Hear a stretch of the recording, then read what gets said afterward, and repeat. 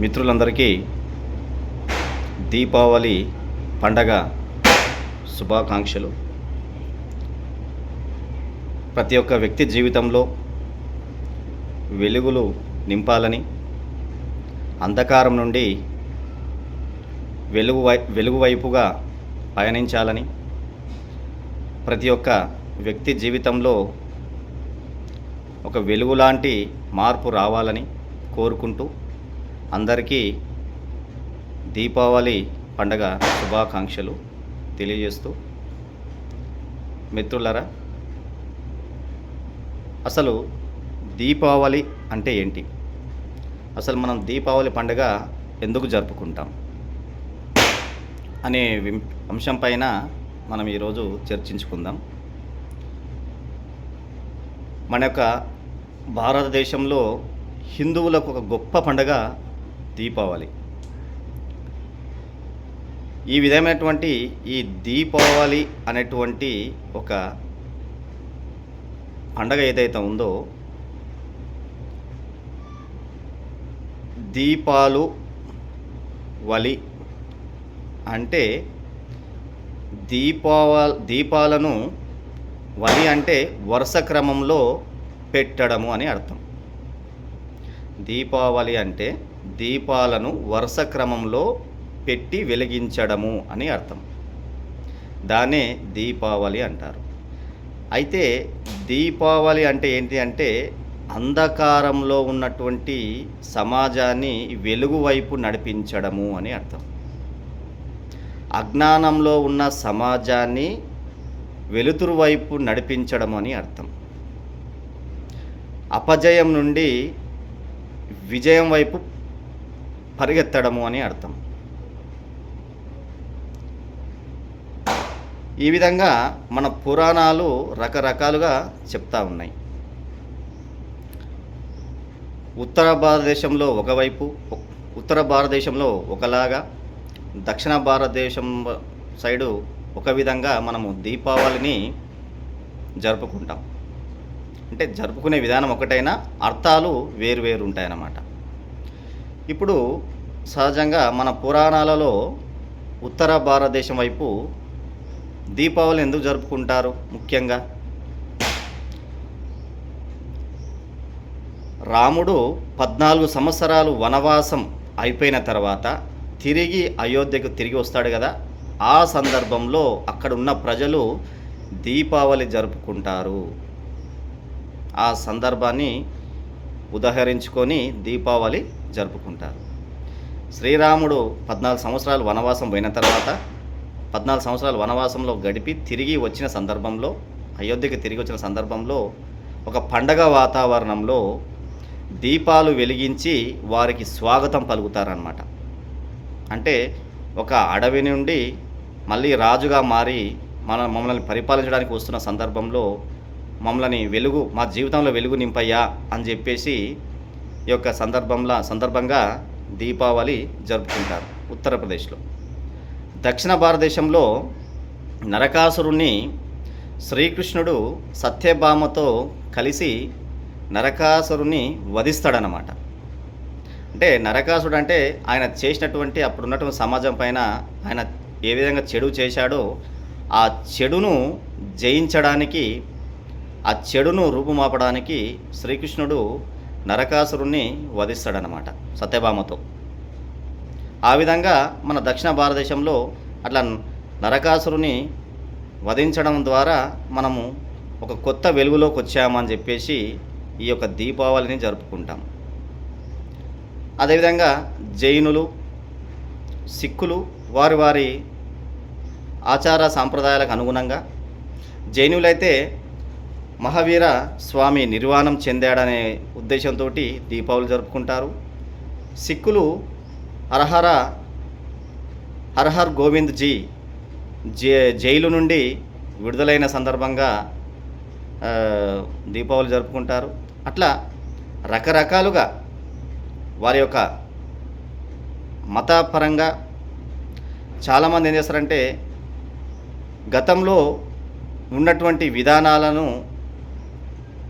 విడిచిపెట్టి నూతన అధ్యాయానికి సృష్టికర్తలుగా మారి ఏ విధమైనటువంటి వెలుగులు నింపాల జీవితాలలో కానీ సమాజాల్లో సామాజికంగా వెలుగులు నింపాలనే ఉద్దేశంతో అప్పుడున్నటువంటి ఆయా వర్గాలు మతాలు ఈ యొక్క దీపావళిని జరుపుకోవడం జరుగుతూ ఉందన్నమాట. ఏదైతేనేం ఒక ఒక మనిషి కావచ్చు, సమాజం ఒక కుటుంబం కావచ్చు, ఒక సమాజం కావచ్చు, ఒక రాష్ట్రం కావచ్చు, ఒక దేశం కావచ్చు, ఏదైతేనేమి చీకటి నుండి వెలుగులోకి రావడం అనేది దీపావళి.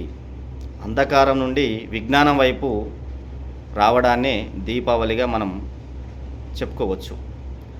కానీ ఇప్పుడున్న సమాజము గతంలో కొన్ని వందల సంవత్సరాల కిందట తాత ముత్తాతలు మనం చూసినప్పుడు కూడా కొంతమంది అప్పుడు దీపాలు పెట్టేవారు అనమాట. ఇంట్లో దీపావళి పండుగ రోజు దీపాలను పెట్టి దేవుని ముందర దీపాలను వెలిగించి కుటుంబ సభ్యులందరూ కొత్త బట్టలతోటి ఒక స్వీటు పదార్థాలు ఉంటాయి కదా, స్వీట్ పదార్థాలన్నీ కూడా పెట్టి దేవుణ్ణి మొక్కేవారు అనమాట. ఇప్పుడున్న సందర్భంలో దీపావళి పండుగనే మారిపోయింది. అసలు దీపావళి అంటేనే దీపాలను వెలిగించడం. ప్రతి ఇంటిలో ఒక 9 కానీ 11 కానీ 21 కానీ ఇంకా ఎన్నైనా కొన్ని సందర్భాల్లో దీపాలను వెలిగించి ఆ యొక్క దీపాల దివ్య జ్యోతుల నుండి కాంతిని విదజల్లి మా జీవితాలలో ఒక చక్కటైనటువంటి వెలుగు రావాలి, అంధకారం నుండి మేము ఒక వెలుగు వైపు పయనించాలనే ఉద్దేశంతో ఆ దీపాలను వెలిగించేవారన్నమాట. ఇంకోటి మన పురాణాలు కూడా చెప్తా ఉన్నాయి. మహాలక్ష్మి దేవి ఒక సాగర మథనం అప్పుడు మన దేవుళ్ళకు అలాగే మన వీళ్ళు ఉంటారు కదా దేవుళ్ళు రాక్షసులకు మధ్యలో జరుగుతున్నటువంటి యొక్క యుద్ధంలో దేవుళ్ళు వాళ్ళ శక్తి తగ్గిపోతుంది అన్నమాట, రాక్షసుల శక్తి పెరిగిపోతుంది అన్నమాట. అలాంటి సందర్భంలో దేవతలందరూ విష్ణుదేవుని దగ్గరికి వెళ్ళి మా శక్తి మొత్తం తగ్గిపోయింది స్వామి, మమ్మల్ని ఏం చేయమంటారు అని చెప్పి అందరూ వేడుకుంటే స్వామి విష్ణుదేవుడు ఒక సలహా ఇస్తాడు. సాగర మథనం చేయడం ద్వారా, సాగర మథనం అంటే సముద్రంలో చిలుకుతారనమాట. సముద్రంలో చిలకడం ద్వారా అక్కడ ఒక అమృతం అనేది వస్తుంది. ఆ అమృతం రాక్షసులకు దక్కకుండా దేవతలందరూ తాగుతారనమాట. ఆ సందర్భంలోనే మహాలక్ష్మీదేవి పుడుతుంది అన్నమాట. ఆమె పుట్టడం ద్వారానే ఈ యొక్క దీపావళి అనేది జరుపుకుంటాం అనేది కూడా ఒక ఉంది అన్నమాట. ఈ విధంగా శక్తివంతులు అవుతారు. ఈ అమృతం తాగిన దేవతలందరూ శక్తివంతులై రాక్షసులని సంహరిస్తారు. ఆ సందర్భంలో మహాలక్ష్మీదేవి అక్కడ జనించి ఆమెకు ప్రతీకగా మనం ఈ దీపావళిని కూడా జరుపుకుంటాం. అందుకే దీపావళి రోజు మహాలక్ష్మి ముందర దీపాలు వెలిగించి నైవేద్యాలు సమర్పించి కొత్త పట్టు వస్త్రాలతో మనం అమ్మవారిని ఏమైనా బాధలున్నా కోరికలున్నా ఆమె ముందు చెప్పుకుంటే మన యొక్క బాధలు నెరవేరి అజ్ఞానం నుండి బాధల నుండి వెలుతురు వైపు వెళ్తాము, సంతోషాల వైపు వెళ్తాము అనేది ఒక పద్ధతి, మన నమ్మకం, హిందూ సంప్రదాయంగా ఒక నమ్మకం. ఈ విధమైనటువంటి రకరకాల కారణాలు ఉన్నాయి. దీపావళికి చాలా కారణాలు ఉన్నాయి. ఆ కారణాల అనుగుణంగానే మనం ఈ దీపావళిని జరుపుకుంటాం. ముఖ్యంగా దీపావళి అంటే దీపాలు వెలిగించడము అనే అర్థం. దీపావళిని వరుస క్రమంలో వెలిగించడం అని అర్థం. అది గతంలో ఉండేది. కానీ ప్రస్తుత సమాజంలో దీపావళి అంటే టపాసులు, ఈ యొక్క శబ్ద కాలుష్యం, వాయు కాలుష్యం, దీని నుండి సమాజం మొత్తం భయభ్రాంతులకు గురి కావడం, ఆస్తి నష్టం, ధన నష్టం, మరియు దానివల్ల శ్వాసకోశమైన సంబంధించిన వ్యాధులు. దీపావళి అంటే టపాసులు కాల్చడం అనేది ఒక సంస్కృతిగా, ఈ యొక్క చెడు సంస్కృతికి మనము రావడం జరిగింది. దయచేసి ఇప్పుడున్నటువంటి పిల్లలకు కూడా మన సంప్రదాయం టపాసులు కాల్చడం కాదు, దీపాలు వెలిగించి దివ్య జ్యోతులను వెలిగించడమే మన యొక్క దీపావళికి ముఖ్య ప్రతీక అని చెప్పేసి తెలియజేయండి. దయచేసి మన హిందూ సాంప్రదాయము దీపాలను వెలిగించడమే దీపావళి పండుగగా మార్చుకుందాం.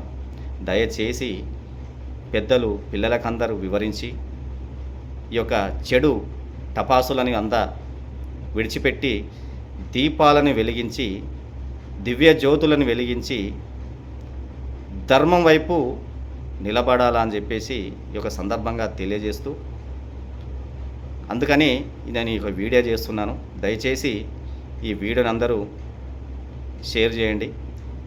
ఈ విధంగా ఒక చక్కనైన దీపాలతో దీపావళి జరుపుకొని సుఖ సంతోషాలతో తమ జీవితాలను కొనసాగించాలని కోరుకుంటూ, నేను మీ నాగరాజు వాల్మీకి.